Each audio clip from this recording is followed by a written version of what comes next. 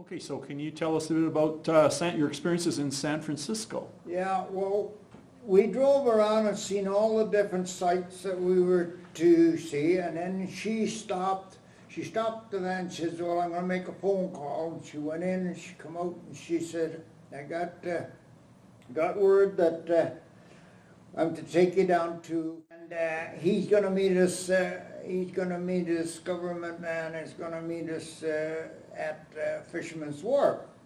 So we went down to Fisherman's Wharf and we were there about half an hour, and then he come and he says they're going to take him out to the Army headquarters on Angel Island, across from Alcatraz. So they put me on this little motorized boat. I guess it was, well, it was pretty big motor on the back. And we went out to Angel Island. Of course, it's an army camp in Angel Island.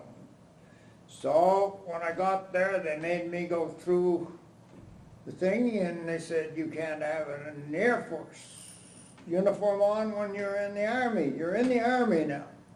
So I had to put the Air Force outfit into a kit bag. I'm carrying a Navy outfit kit bag. I got a Air Force kit bag, and they issue me Army. So I'm saying, gee, I was in the Navy, Air Force, and the Army, all in one big jump. And so I'm there, and the next morning one of the guys says, come on, I'm going to show you something. He says, have you ever seen Alcatraz? I says, what's Alcatraz? He says, that's a prison. He said, that's a big prison in America that they send all the bad prisoners to Alcatraz.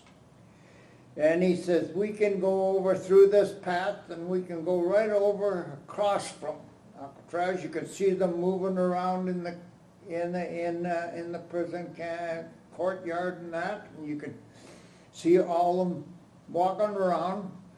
But he says the water runs through there pretty fast, and he says they haven't had no escapes from there. So of course I'm interested in it because it's something new to me.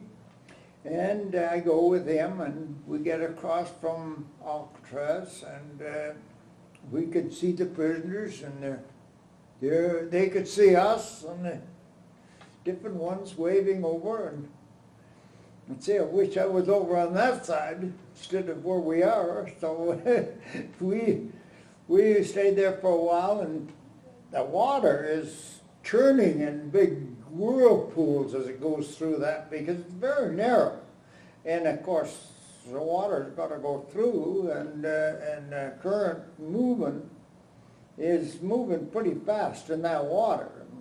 I thought, boy, I wouldn't want to get in that water. I said, it must be pretty hard to try and swim in that. And so we stayed there for about a half an hour or so, and then we go back to the camp, and he says, so come on with me. He says, I'm going to show you around the different places in the camp. So he showed me all around Angel Island. It's not a very big island, it's very small, but it's a big military camp. I think they send people there for recovery or something to the island out there. And they're just laying around relaxing and everything. You don't see any drilling or anything, and so it's just a relaxing place that they send some of the troops out to, and it's a army place. So anyway, they turned around and they put us on there, and then they come out and said, well, you're going to do some more prisoners come in by about that. I think there was about 20 of us all together. And then they said, we're going to send you up to Canada on the train. So they took us back into San Francisco, and they gave us one stateroom for each prisoner on the train. That was our room. We had a bed in there, and we had one of the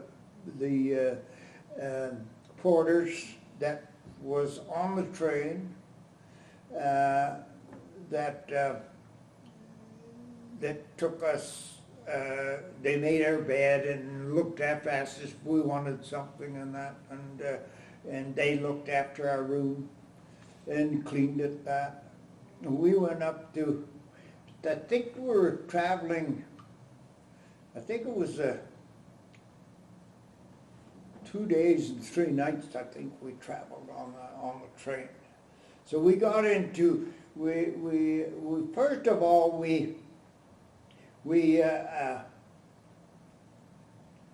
everybody said, "You got anything to drink?" And of course, we're on the train, and we could get a drink at where we were down at the but they wanted drinks in their room, you know. So the train had to stop in Portland, Oregon. So anyway, all the prisoners of war. The train was a special train for the prisoners of war going up to Canada, and so they stopped at Portland, Oregon for fuel or something. I don't know what it was, but anyway, they stopped there, and they were going to be there for about half an hour. But one of the guys decided he was going to go and buy something in the town. See, in the town is you could see shops right across the road from the train, and so I went across myself. I went across the road, and I found a liquor store, so I bought a bottle of rum, and I bought some Coke, and I took it back to my stateroom. And this guy, he went somewhere else. I don't know where he went to, but all the ones that got off the train, and they said, "Don't be too long." The conductor was telling us, "Don't be too long, because we got to pull out here in half an hour." So we come right back. But one guy or two guys, they went somewhere else, and they didn't come back. Whether they went to find a woman or something, I don't know. But the conductor, he was just furious, because it was over the time that you can't take the train. He says, we can't go until they come back. Where did they go to? We'll send somebody to get them. Nobody knew. So we had to stay and wait for them to come back. Eventually they come back, and they're plastered. And the conductor's mad. He's really mad, because these guys had taken off and never come back. So anyway, we got on the train, and we started up to Vancouver. We got into Vancouver about 11 o'clock, I guess it was about 11 o'clock in the morning. And so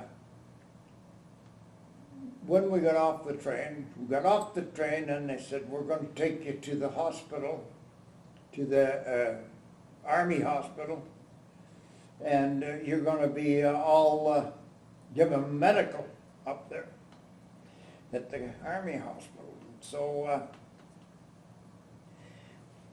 we got off the train, and they said, "Okay, there's 5 trucks here.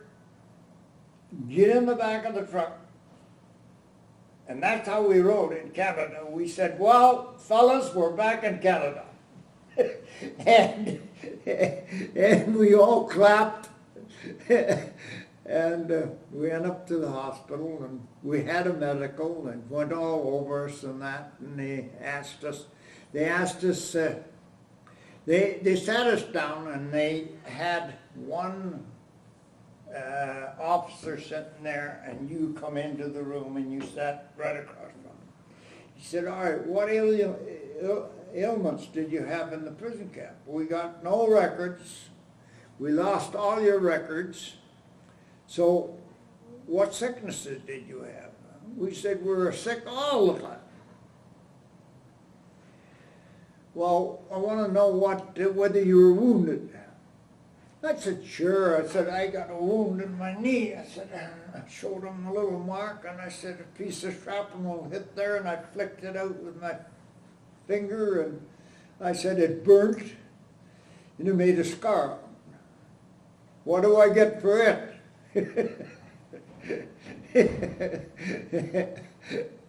and he said, nothing.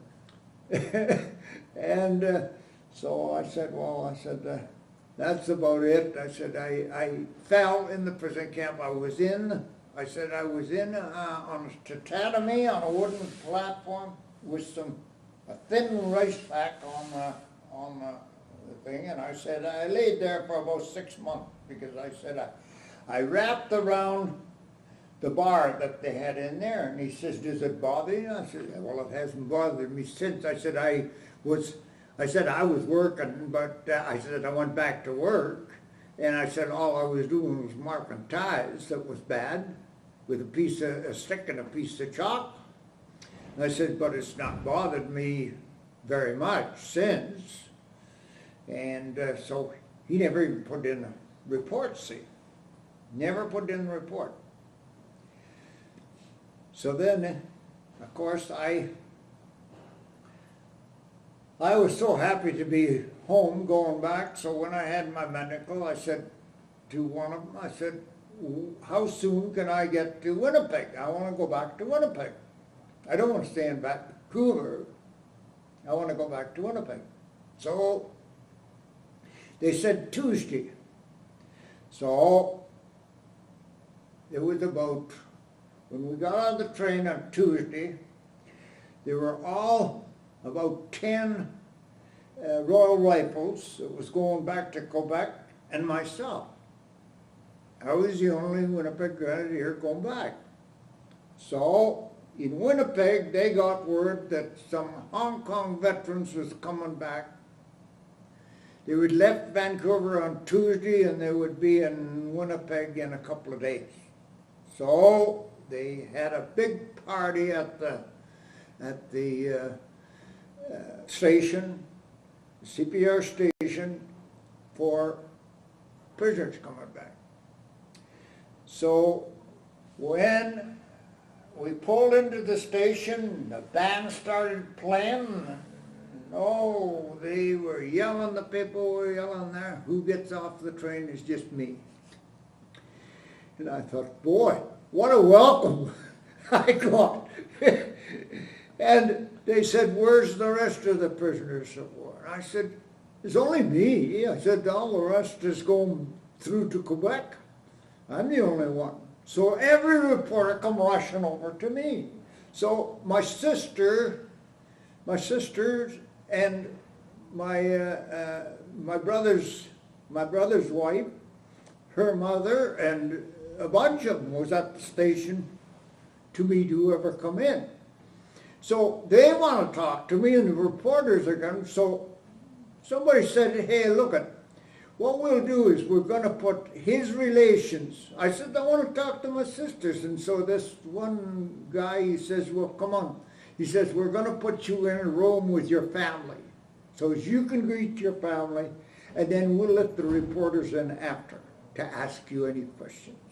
So that's what they did.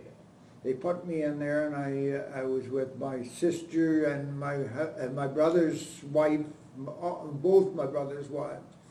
And I told them that Phil and Morris is okay. They'll be coming later, because they'll be coming probably by boat.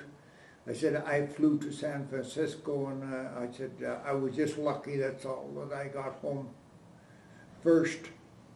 And so they, when they went into Winnipeg, they said there was a big do, because there was lots of them come back from the Winnipeg Grenadiers that had been prisoners, and they had a lot of the different ones, families down there.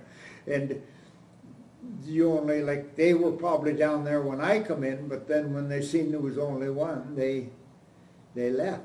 So, but my brother's wives, they stayed with me, and then we went to their place from the station after, and they had a car there that took us back to their place. And so they said, it's okay, you don't have to go in anywhere until we'll let you know when we'll get your address where you're going to be staying, and then we'll get in touch with you and tell you when you have to come into the camp. So they waited till some more people come in, some more prisoners come in. So that's what the thing was all about, was that I was kind of lucky that I flew home instead of going on. I was just sheer luck that I had got. And I think it was him up there that was doing things for me. He had plans for me that I didn't know he had. That's good. So when did your brothers get back then? And was They it Mr. get Fagg? come back there was about 2 weeks or more that before they got back. It was quite a while before they got back. I was back I got back about the first part of December, and I don't think they got back until it was closer to maybe it was in very late November that I got back. But they got back just before Christmas, because Christmas was coming, and we spent Christmas in.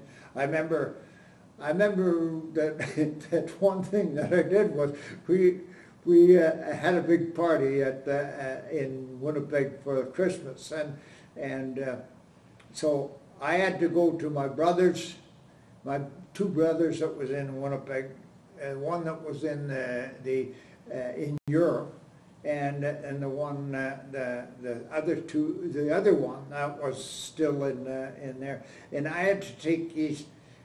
I had bought a bunch of presents for them and the children that was in their children, and so they said I had to go over to my brother's place, so I couldn't carry all these presents that we had, so they got a toboggan, and they said, you could take that. And of course, I'd been drinking a lot, and I wasn't feeling any pain, and I was going along Christmas Eve with pulling a toboggan in Winnipeg down the street, and everybody see me in the uniform and asked me what I'm doing out there in Christmas Eve, and I says, oh, I'm going to my brother's place. Every time I went to one of them, well, come on in and have a drink. We're having a party. And of course, I was getting more drunk. And presents was falling off and coming apart. Everything. It was a real night for the first Christmas Eve. We're back home. What types of adjustments did you have to make, Gordon? Or like adjustments to getting back, like you've been in a camp for so many years, and then do you remember any things that were hard? It was, you couldn't eat very much. That's one thing, that you couldn't eat very much at once. You filled up quite full, and you just couldn't eat it for a long time. And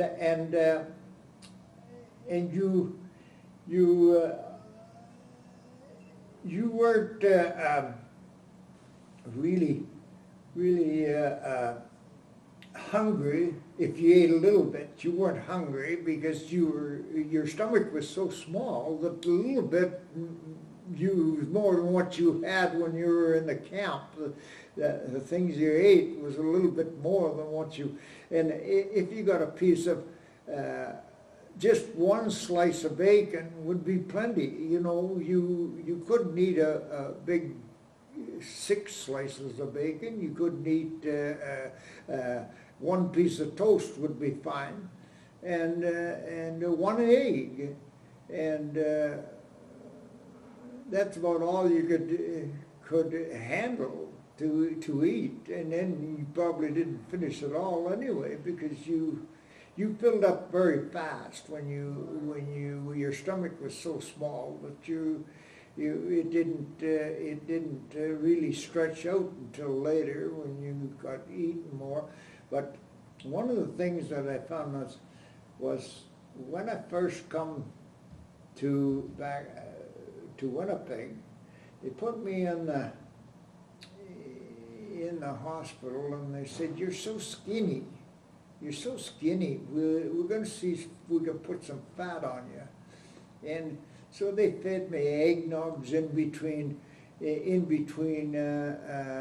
meals, and they fed me cakes and cookies in between meals, and they fed me juice, all the different kinds of juices and that.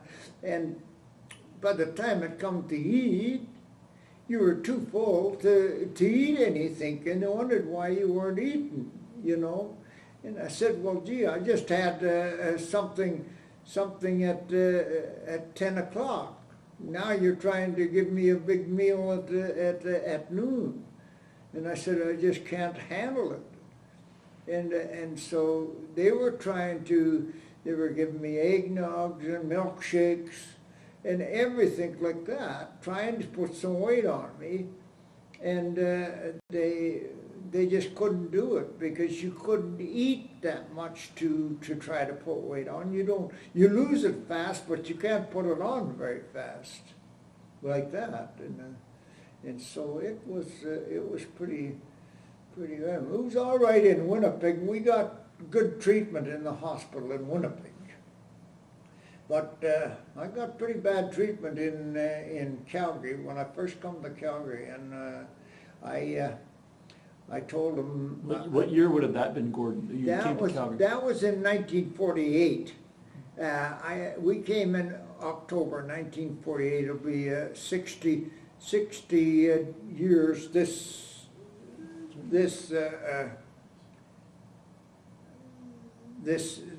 October since my wife and I came to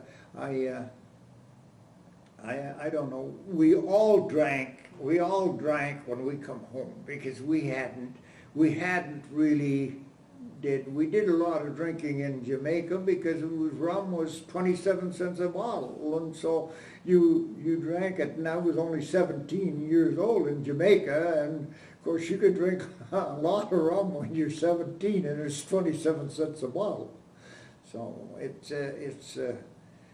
something that you just don't realize that things was cheaper in those days. I mean, you could when I was in the army in Winnipeg, I could go to a show, to a movie, see a feature movie, see a vaudeville act with about three acts in it, and newsreel, and a couple of comics, a two-wheeler, and a Mickey Mouse or something, and it only cost you 25 cents to go to it. So I think things were very cheap in those days, and money was very scarce. Before the war, that was, or during when the war first started, in Winnipeg, everything was quite reasonable because money didn't go up until after the war, I think, is when money really went up. And so you had, it's a different life from today, and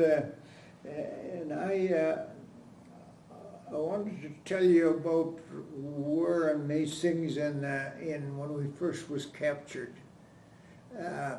When we first got captured, we had just the clothes that we had on that we were fighting in, and they were shorts and a shirt,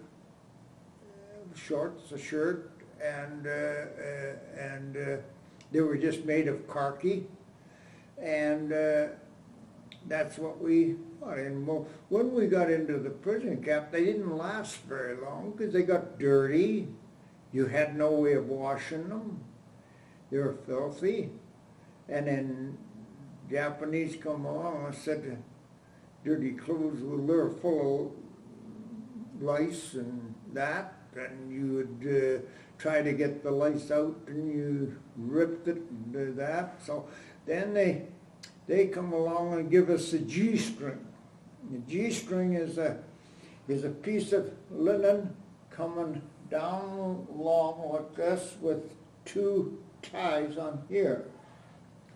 And you put that in your back and brought it around your stomach, and then you brought it between your legs and tucked it in under this here tie here and pulled it over, and that's what you wore. And you went around the camp and that, because in Hong Kong we weren't doing going to work. We were just laying around. I had a toothache in Hong Kong. I had a toothache and it swelled, my jaw swelled up, and it got awful sore. And it was after I was in the camp for a while, and this tooth was, oh, it was so sore, because it swelled up, it was abscessed and that. And so I went to see this doctor that we had, one of the army doctors, and he said, that tooth's got to come out. He said, I don't even know if I got a pair of pliers to pull it. He says, I got to look in my bag. He says, I think I got a pair that was used a long time ago. He said, but he said, I haven't got no freezing. So there will be no way of freezing your tooth.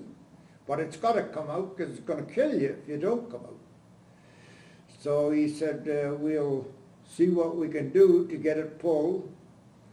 So he went into his bag and he come out with this pair of rusted pliers. And he said, well, he said, this is one for pulling a tooth, but he says, it's been laying in my bag for years. He says, and I've never used it for a long time. He said, but he says, we'll clean them up, see what we can do. He says, we'll boil them and that, and he says, then we'll pull your tooth.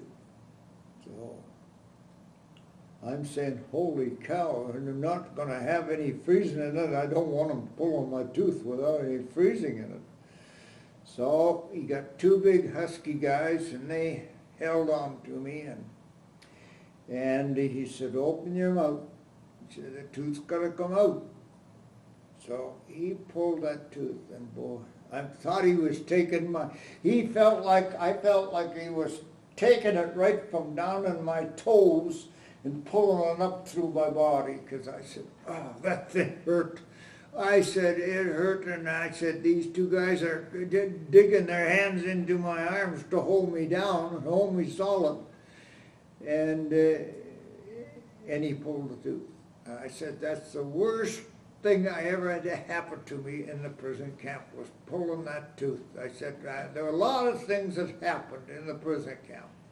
I said, especially when I seen that snake and we ate it, and then I threw up. I said, but this tooth was the worst thing I think that ever happened in the prison camp, where he couldn't put no freezing in it. Then I said, to turn around, and when I got home, my teeth that were so good when I went over there was flat on my gums. The front teeth that just wore right down with grinding your teeth, and there was no calcium in the food, and therefore our teeth turned bad because we had no solid food to eat and no vitamins, so our teeth wore right down flat. Mine was right flat, and when I was first come to Calgary, they said that teeth has got to come out, and I said I got 6 pulled one day, and then they said, you gotta come back. And so they said they had to come out. So they pulled the teeth and they give me a set of, they pulled those teeth and then they said you come back and you've got 8 teeth left to be pulled out. So I said, well, I'll be back. But I said, you're gonna pull the 8 all at once. Because I said, I'm not coming back again. I've been back once, and I said, I don't want to come back again. I said, if I've got to go through that, they said, well, they give me stuff to stop the hurting and that.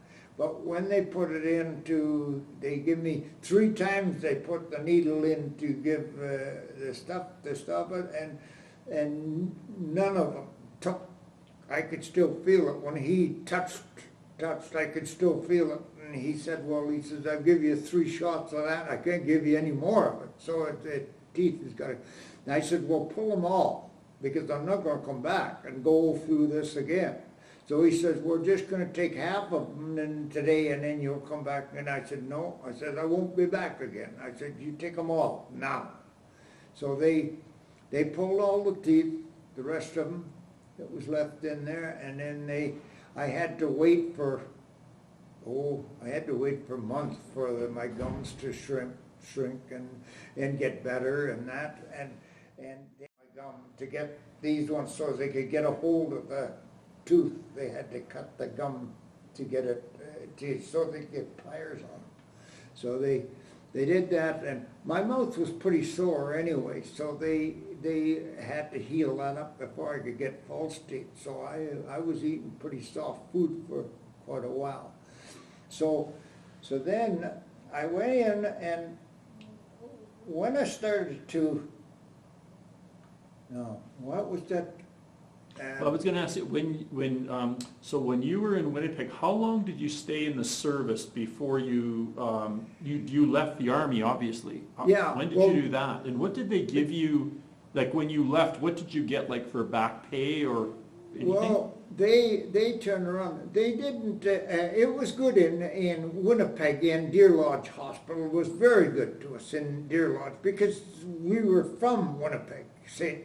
But when I had to bring my wife, because she was sick with asthma, I had to bring her to Calgary and if I was going to the military, if I was going somewhere, I would go to Winnipeg, see, to the hospital in Winnipeg, and then they'd put you in the hospital and do whatever they had to in the hospital in Winnipeg. But when I come to Calgary, I had to go to the Belcher Hospital, and it was different. It was very different. Nobody seemed to know anything about Hong Kong veterans and that, and I had that fall. And when they set us back, they asked us these questions about what was wrong with us, and I said, most of the things he never wrote down on his list that I told him. See, so they had no record of anything that happened to us. And I said I had malaria. I said my eyes was bad, and he marked that down. And hearing, I said the hearing is bad, and he marked that all down. So I was pensioned for that. They told me that I would be pensioned, that I could get anything from DVA for my eyes, for my ears, and for my teeth, and that. But when you felt bad, they didn't believe you, that you were, my wife took me to the hospital this one time, and I said, I've been sick all weekend, and I said, I want to get a medical. So they sent me into the waiting room. The doctor came in with the paper, the morning paper. He went to his office and he read the paper. And then he turned around and about this is 8 o'clock in the morning, I was there. And at 11 o'clock, he says, all right, I'll see you. So I went in and I told him, I said, I'm a prisoner of war from Hong Kong, and I said, I was very sick over the weekend, and I would like to have a medical and see what it is that's bothering me. Gordon, can I ask, how old would you have been then? How old? 23, 24. Okay. No, I was 27. I would be, yeah, I'd be 27, at least 27 or 28, somewhere in there. And so he turned around and he said, oh, a Hong Kong complainer, I'll send you to see a psychiatrist. Like this, so I took him for his word that that's what he meant. So I went up to the chiropractor, to the psychiatrist, and he had gone to lunch. She said, well, you won't see him until you can go home and have your lunch and then come back at 1:30. And I said, I can't go home. I said, my wife brought me in the car and she's gone to work and she won't be here till 4 o'clock. Now I gotta have some lunch. I've been here since 8 o'clock. And they said, oh, we can't feed you. We can't give you anything. You're just an outpatient. So we can't give you anything to eat. And I said, well, gee, I gotta have something to eat. Why can't you give me something to eat? So with a bunch of arguing, they finally said, all right, we'll give you some soup and a sandwich. So they sent me down to the canteen, and I had a bowl of soup and a small cup of soup and a sandwich. The sandwich was just a slice of bread with some meat in it and some lettuce and a tomato. And I had that, and then I went to the psychiatrist, and he said, all right, come on in. And he says, what's the problem? I said, well, I come in this morning, I was sick over the weekend, and I said, I went to see the doctor, and he told me, oh, a Hong Kong complainer, I'll get you to see a psychiatrist. So I come up here to see you.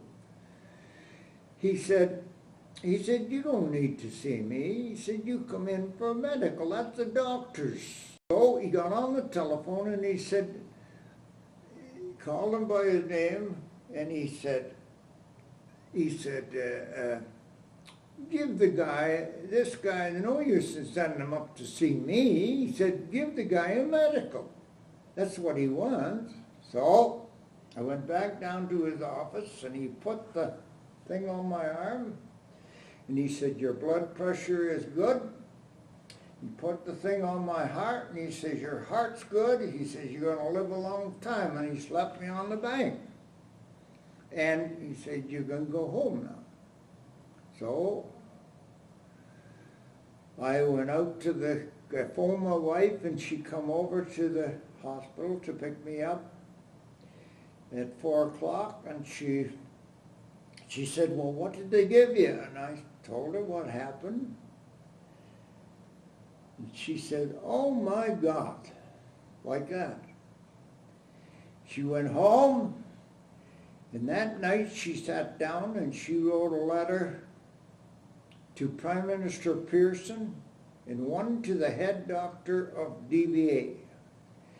And on that letter, she showed me what she wrote. And then she said, now I'm going to mail it. And on the start of it, it says, when my husband volunteered to join the army, you didn't tell him you were going to send him to a psychiatrist. Otherwise, he would have wished you had him. So, about a week later, she got a letter from Prime Minister Pearson saying, I have sent a telegram to Ottawa.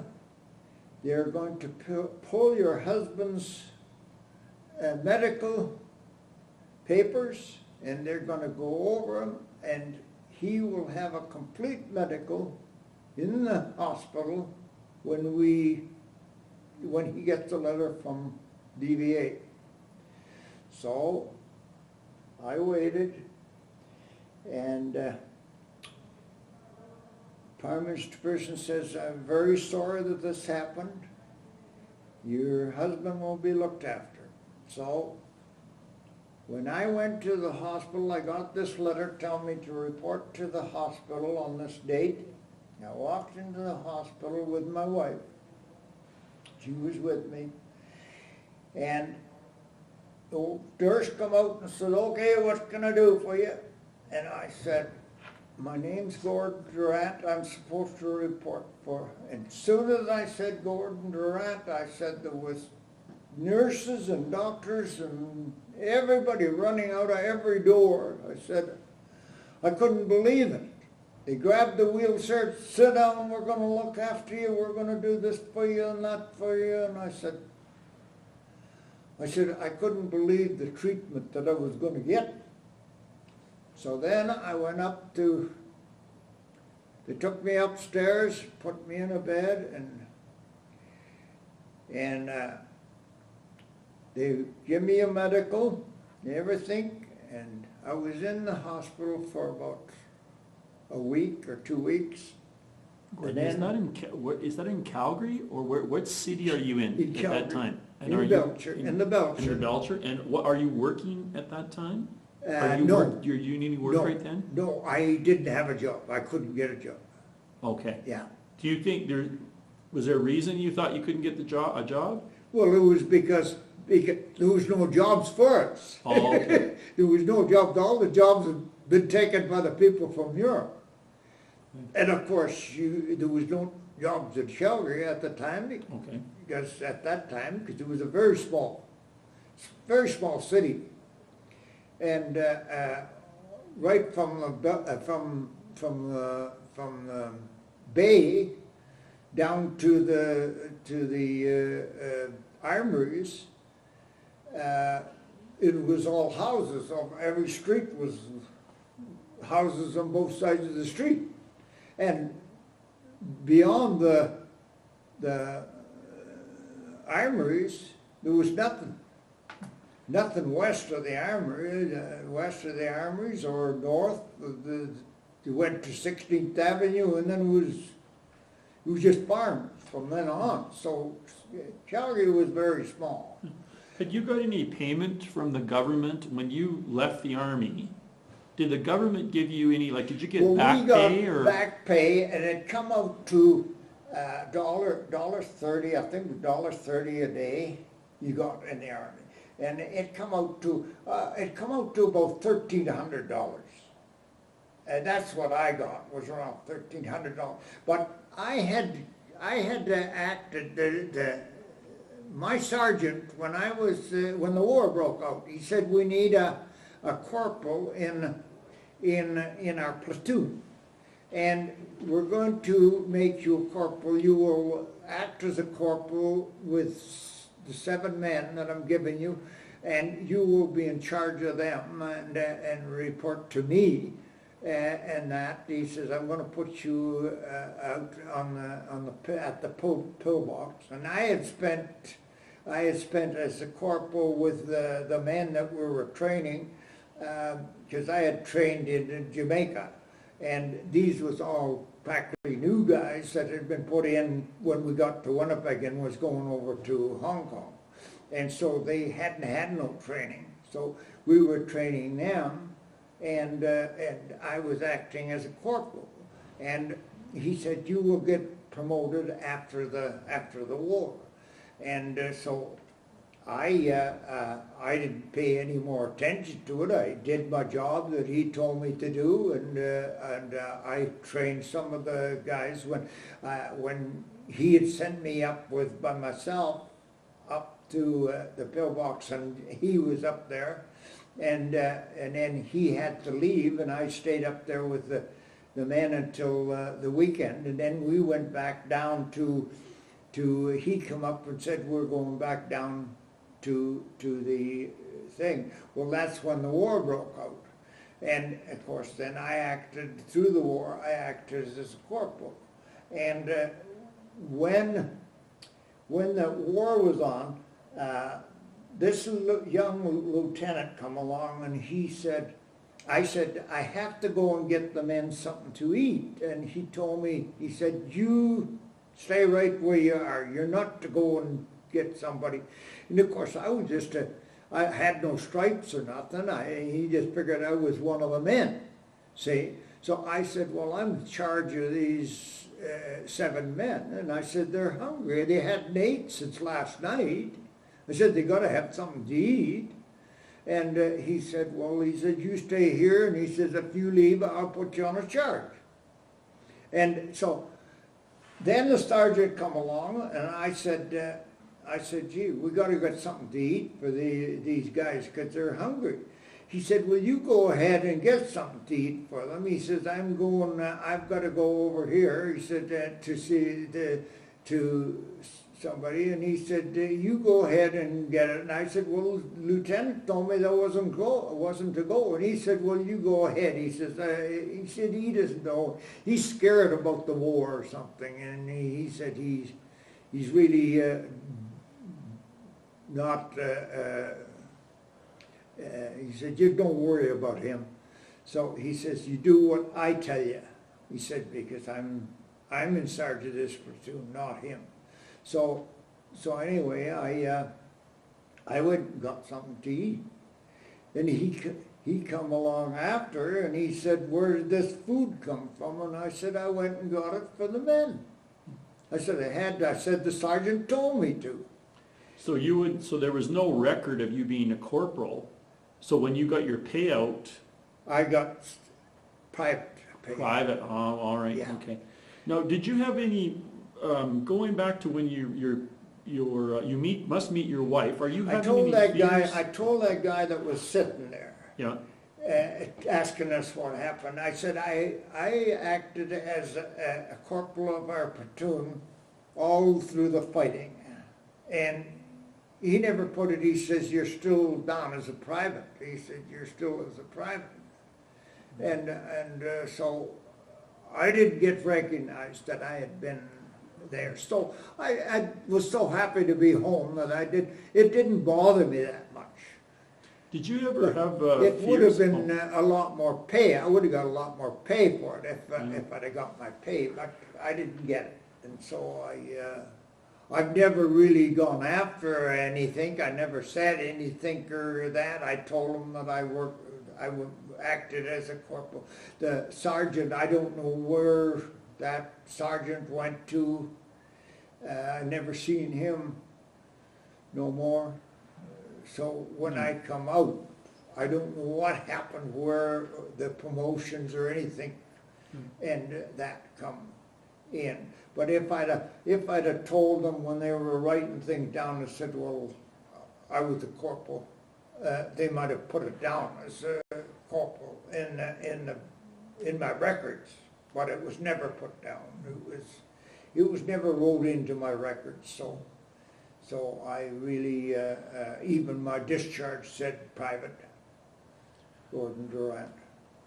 Did you have any, did you have any nightmares or like fears or anxieties? Oh, yes. We had lots of, I mean, so many times I would be sleeping and all of a sudden my leg would fly in the air, I would yell and scream and that, and my wife would say, what's the matter, what's the matter, what's the matter, you woke me up.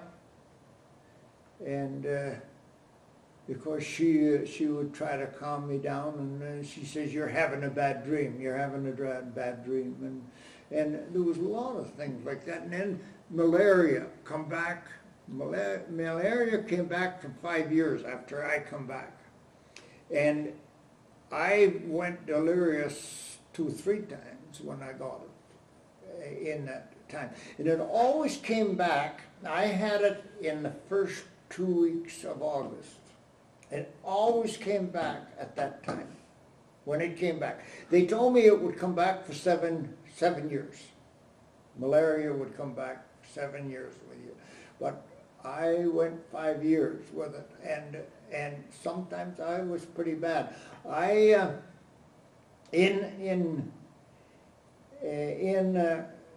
Keewatin, we were out in the boat. We had a little plycraft boat with a 60 horsepower motor on it, and it just flew around the lake, and it was just a little light plycraft, and it was light, and that motor, that 60 horsepower motor, just flew with it. It would just skip along the top, you know. And we used to go fishing, and we had to go through Devil's Gap. It's a very narrow place, and you wind around through this narrow place, and then you had to, the red markers, you had to stay, I think it was on the right-hand side, and the black markers on the left-hand side, and posts that was stuck up in the, you couldn't go, if you went the other way, you'd hit a rock with the motor. Then you'd be stuck out in somewhere out in the lake with a broken propeller or something where you hit this rock. So you had to follow these things. So I would take it out. I would drive it out because I read all the instructions that you had to do on the lake, and it was pretty strict. They were pretty strict on the lake. So anyway, we went out there, and I took it out. We were out fishing, and all of a sudden it hit me. Malaria hit me. And my wife put my jacket and the life preserver on the thing and laid me down on the bottom of the boat. And she said, now what have I got to do? Because she had to drive that boat from the lake, and we're about 10 miles up the lake. And she's got to go through Devil's Gap. She had never driven the boat, ever. And just out around little, just to try it, you know. But when we went out in the lake, it was always me that took it out and brought it back. So she had to take me back to get some quinine in me. So she had a standing order that she could go walk into the drugstore, any drugstore, and get a quinine for me. The doctor had sent word to the druggist that anytime she went in, she could get quinine when I needed it. So she turned around and I told her that she had to stay. I said, now I may not be here with you all the time. You got to take it yourself, because I said, I don't know what's going to happen to me. I said, but I'm shivering. I'm just shivering right now. And so she drove that boat in. I told her, stay on this side of each different colored things. And I said, you'll be okay if you just follow the instructions how to go back. So she took it back to that. She took it to our dock, where our dock was, and she got me out of the boat, and she said, you lay here on the dock, and I'm going to get some quinine and get it into you right away. So she left me on the dock. We had no children or anybody, it was just the two of us. And I was laying on the dock, and she went to get this quinine. When she come back, I'm half in the water. I've rolled over, and I didn't know, I don't even remember any of it. But she said, you were just about, your head was just about in the water. She said your hair was wet, and you were, if you'd have moved one more time, you'd have fallen into the lake. And she said, probably you would have drowned. She said, if I hadn't have come back and caught you before. So anyway, she gave me some quinine and got me in the house and got me back into bed. And then when we come to Calgary, I took it this one time, and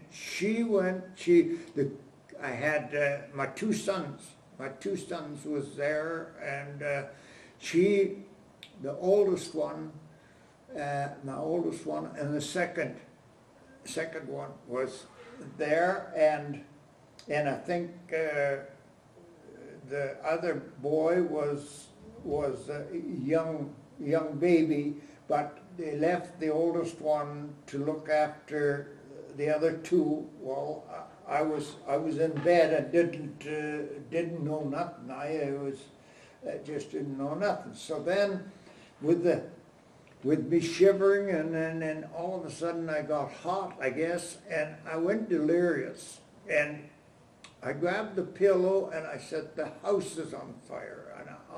And she came in. When she came in, I was banging the pillow around. I knocked the light that was on the stand, and I was waving this pillow, yelling. The kids were scared. They were yelling, "What's the matter with Dad? What's the matter with Dad?" And he's gone crazy. And here, this malaria was making me delirious, and I thought the house was on fire, and I don't remember. The next morning, they told me about it, and I didn't remember a thing about it. I never even knew that I'd done it. But they said, "Oh, we were so scared of you. We thought you were going to hit us with a pillow. You're throwing it around and everything, yelling your head off." And did you ever receive any particular compensation for being in Hong Kong? Like, was there any special compensation or programs for Hong Kong veterans because of their health? yes, what they did was they give us. I had a 5% pension. 5% is not very much. So then, when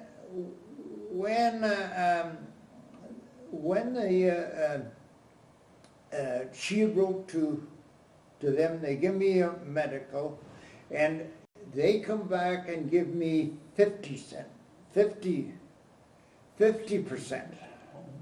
So then the Hong Kong veterans really fought. They had to get doctors from south. We all chipped money and sent it to the headquarters of the Hong Kong veterans, and they, with the ones down east and the ones in Winnipeg, they got together and they formed the Hong Kong Veterans Association, and they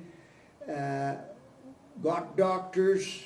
When we sent the money, they got doctors from down south that knew about malnutrition, because none of them knew anything about malnutrition, what it would do to the body. It affected your eyes, it affected your ears, it affected everything in your body, because we had no vitamins for 4 years. And it just was so bad that we couldn't cope with it, because we were getting no. I went into the Belcher, and I had been working then, and my back was bad. As soon as I started working, my back got so bad that it was slipping out every so often. I was just changing a light up in the ceiling when I was working as an orderly, as working in the school, and I was changing a light, and they had to take me to a chiropractor, because they thought that I'd pulled a muscle in my back. See, so then I went to the Belcher Hospital. They sent me I went to the chiropractor, and of course he whacked me on the here and knocked me out. He just took this, and I wet myself and everything when he whacked me, but I was out.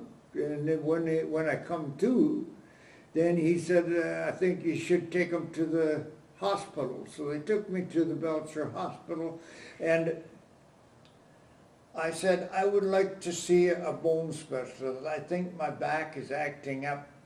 And he said, "You don't want to see a bone specialist." He said, "You got a muscle pull," he said, "in your back." And I said, "No," I said, "I've got vertebrae out in my back." And he said, "I'm a doctor and I know better than you." So I said, "Well, I'm going to write to Ottawa if I don't see a specialist or bone specialist." So he said, "All right, I'll let you see him." So about 9 o'clock one night, this guy come in and he says, I'm a bone specialist. He says, I'm supposed to look at you. So he said, get out of bed. And I got out of bed. He says, stand on your right foot.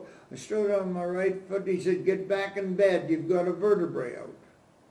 So then he come and sat on my bed and he told me, he says, tomorrow morning, he says, we're going to take you up for an x-ray and we're going to take the, and put dye in your spinal column, and then we're going to find out where the vertebrae is out. And he said, that will tell us where it's out. So he come back the next, after I went up and did it that day, that morning, that night he come in and he said, yes, he said, we found it. He said, you got 2 vertebrae that's very bad. He said, and he said, you must have had a bad fall on your, and I said, well, I told them that I had a fall in the prison camp, but they didn't write it down. And I said, they never give it. So DVA said, they can't give you a pension for it. They told me I couldn't get a pension unless I got somebody but knew that I had a fall. So I wrote to Winnipeg, and the guy that was with me shoveling the ore when I fell, he had died since after he come back. And I said, well, my brothers know that I had it, and DVA said, well, you can't use your brothers. They're a relation to you. You got to get somebody that wasn't a relation to you to tell us that you had had a fall. We got no record that you had a fall in the prison camp. And I said, well, I told the guy that I had a fall, and I said, he never marked it down.